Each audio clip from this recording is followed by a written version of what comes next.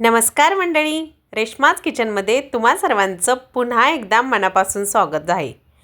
त्याचं झालं काय, आत्ताच गुरुवारचं उद्यापन होऊन गेलं आणि त्याची बरीच केळी उरली होती. आता ती लालसर झाली की कुणी खात नाही. त्यामुळे आज आपण याच केळीपासून केळीच्या कापण्या बनवणार आहोत. ना साखर ना मैदा वापरता पौष्टिक अशी आजची रेसिपी आहे. चला तर मग फार वेळ न घालवता रेसिपीला सुरुवात करू. इथे माझ्याकडे 4 अशा केळी होत्या. एकदम 2च दिवसात त्या इतक्या पिकल्या होत्या. याच्यावरचे साली जरी खराब झाल्या असल्या ना तरी या केळी आतून बिना डागलेल्या छान अशा आहेत. त्यामुळे फेकून न देता याचा पौष्टिक असा पदार्थ मी बनवणार आहे. इथे मी चमचाभर बडीशेप आणि 2 हिरवी विलायची भाजून घेतलेल्या आहेत.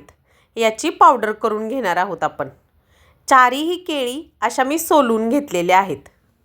पहिल्यांदा या सुरीच्या साहाय्याने सगळ्या केळी अशा कट करून घेतल्या मी आणि पावभाजीच्या मॅशरने या सगळ्या अशा दाबून दाबून मॅश करून घ्यायच्या आहेत.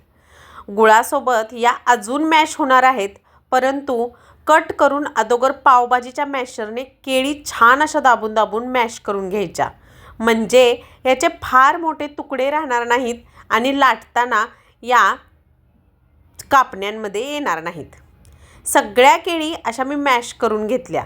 आता इथे एका मोठ्या दाताच्या किसणीने, या पद्धतीच्या किसणीने गूळ किसून घेतलेला आहे मी. आता गूळ किती घ्यायचा तर अंदाजाने घ्यायचा. आपल्याला किती गोड आवडतं त्याच्यावरती अवलंबून आहे. केळी पिकलेल्या असल्यामुळे बऱ्यापैकी गोड असतात.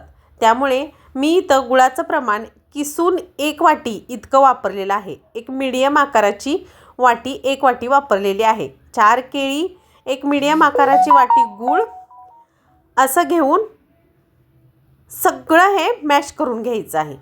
या पद्धतीने केळी आणि गूळ एकसारखाच चांगला मॅश करून घेतला ना की पिठात त्याच्या अजिबात गुठळ्या होणार नाहीत. व्यवस्थित पीठ मळलं जाईल, लाटलंही जाईल आणि त्याच्या कापण्याही व्यवस्थित पडल्या जातील. त्यामुळे इथे केळी आणि गूळ व्यवस्थितच मिक्स करून घ्यायचा. एकसारखं हलवत हलवत फार वेळ याला काही लागत नाही. 1 मिनिटभरात हे सगळं एकजीव होतं छान असं. त्यामुळे असं सगळं मिक्स करून घ्यायचं आणि हाताने परत एकदा असं मॅश करून घ्यायचं आहे हे. आता इथे हातानेही मिक्स करून घेतलं. सगळं एकजीव झाल्यानंतर या मिश्रणामध्ये जेवढं पीठ बसेल इतकंच यामध्ये पीठ घालायचं आहे. जास्त घट्ट नाही, जास्त पातळही नाही, परंतु चपातीच्या पिठापेक्षा थोडंसं घट्ट असं हे पीठ आपल्याला भिजवून घ्यायचं आहे. आता कमीत कमी 4 वाट्या मीडियम आकाराच्या गव्हाचं पीठ घेतलं. यामध्ये जी बडीशेप आणि विलायचीची पूड करून घेतली होती ती घातली. आता हाताने यामध्ये मिक्स करायचं आहे हे पीठ आणि या मिश्रणामध्ये जेवढं पीठ बसतंय तेवढं यात बसवायचं आहे. 4 वाट्या पीठ या मिश्रणाला इनफ झालं होतं मला, त्यामुळे मी वरून काही पीठ घातलं नाही. पण तुम्हाला जर माझ्या पिठापेक्षा सैलसर जर वाटलं ना पीठ तर थोडंसं वरून पीठ घातलं तरीही चालेल. सगळं हे पीठ असं एकजीव करत मळून घ्यायचं. एक 5 मिनिटातच व्यवस्थित घट्टसर असं पीठ मळून होतं. दोन्ही हातांनी दाबून दाबून असं हे सगळं मिश्रण मळून घ्यायचं. आता हे मिश्रण मळून घेतल्यानंतर थोडंसं खूप घट्टसर वाटलं म्हणून पाणी घालून थोडंसं चांगलं मर्दून घ्यायचं. म्हणजे आपल्याला याची पोळी व्यवस्थित लाटता येईल आणि कापण्याही छान पाडता येतील.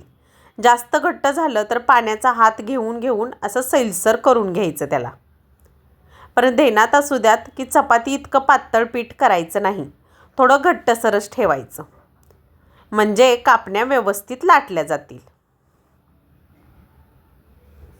आता व्हिडिओ दाखवल्याप्रमाणे हाताला पाणी लावत लावत सगळं पीठ एकजीव करून घेतलेलं आहे मी. आता शेवटी असं पीठ हवं आहे आपल्याला. पीठ मळून ठेवायची अजिबात गरज नाही. पीठ मळलं की लगेचच कापण्या करायला घ्यायच्या.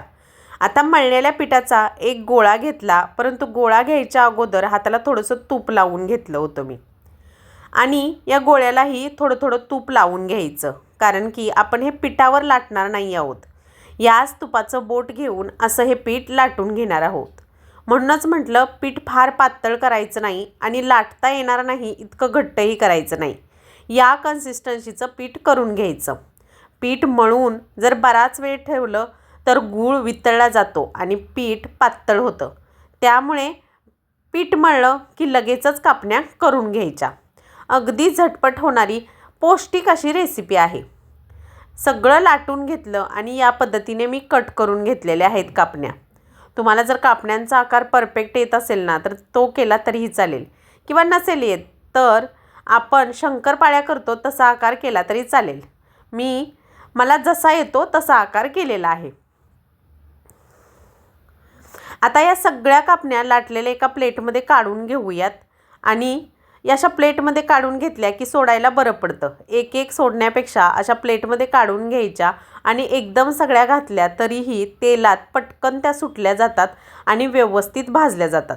त्यामुळे कापण्या करताना अशा प्लेटीत काढून घ्यायच्या. एवढ्या कापण्या मी काढून घेतलेल्या आहेत. इथं तेल गरम करत मी अगोदरच ठेवलं होतं. तेल चांगलं कडकडीत गरम झालं की गॅस एकदम बारीक करायचा आणि कापण्या दोन्ही बाजूनी गोल्डन ब्राऊन होईपर्यंत एकसारख्या हलवत हलवत छान अशा भाजून घ्यायच्या. या पद्धतीने म्हणजे कापण्या आतून कच्च्या राहणार नाहीत. जर तेल खूप गरम असलं आणि जर मोठ्या गॅसवरच या कापण्या तळल्या तर त्या कच्च्या राहतील आणि त्यांचा पोटाला त्रास होईल. त्यामुळे मीडियम गॅसवरती किंवा मीडियमपेक्षा थोड्या कमी गॅसवरतीच या कापण्या चांगल्या गोल्डन ब्राऊन होईपर्यंत भाजून घ्यायच्या. प्रत्येक टिप आणि ट्रिक्स फॉलो करून जर बनवल्यात ना तुम्ही, तुमच्याही कापण्या माझ्या कापण्यासारख्या वरून कुरकुरीत आणि आतून मऊसर छान होतील. आमच्याकडेही माझी आई कापण्या बनवायची, परंतु ती अशी केळी वगैरे घालत नव्हती. मी फ्लेवरसाठी अशी एकदा केळी वापरून पाहिली. सगळ्यांना फार आवडली, म्हणून आज ही रेसिपी तुमच्यासोबत शेअर करावी म्हटलं. खूप झटपट होणारी रेसिपी आहे आणि मुलांच्या स्नॅक्ससाठीही अगदी पौष्टिक अशी रेसिपी आहे. त्यामुळे तुम्ही नक्की ट्राय करून पहा.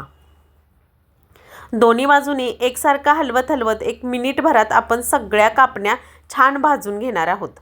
आता कापण्यांचा फार असा रंग बदलेपर्यंत त्या भाजायच्या नाहीत. थोडासा रंग बदलला की काढून घ्यायच्या, कारण कापण्या काढून घेतल्यानंतरही त्यांची भाजण्याची प्रोसेस ही चालूच असते. कारण पटकन थंड होत नाहीत त्या. त्यांच्यातले जे टेम्परेचर असतं ना त्यावरती त्या थोड्याशा राहिलेल्या कच्च्याही भाजून जातात. म्हणजेच काय, कुकर लावला, 2 शिट्ट्यात भात शिजवला, परंतु कुकरचं पूर्ण वाफ गेल्यानंतर जर आपण कुकर उघडला तर आतमध्ये भात एकदम मऊसर शिजलेला असतो. तसंच काहीसं या कापण्यांचं आहे. कापण्या खूप लालसर रंगावरती भाजल्या तर त्या करपट लागतात.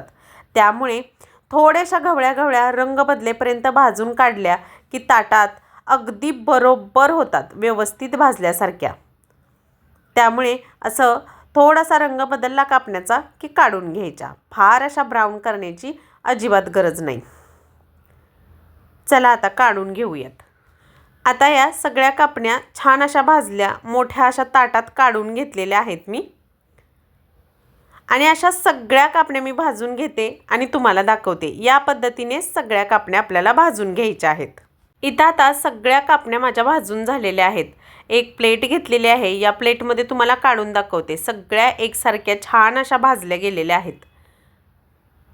या पद्धतीने आमच्या लहानपणी जेव्हा आजी किंवा अजून कोणी पंढरीला वगैरे 15 दिवसासाठी जर जाणार असेल ना तर अशा गुळाच्या कापण्या करून घेऊन जायच्या त्या. कारण 8 ते 10 दिवस अजिबात या खराब होत नाहीत. प्रवासात नेण्यासाठी अतिशय उत्तम असा प्रकार आहे. शेंगदाण्याचा म्हाद्या आणि या कापण्या हा बेत नेहमी ठरलेला असायचा.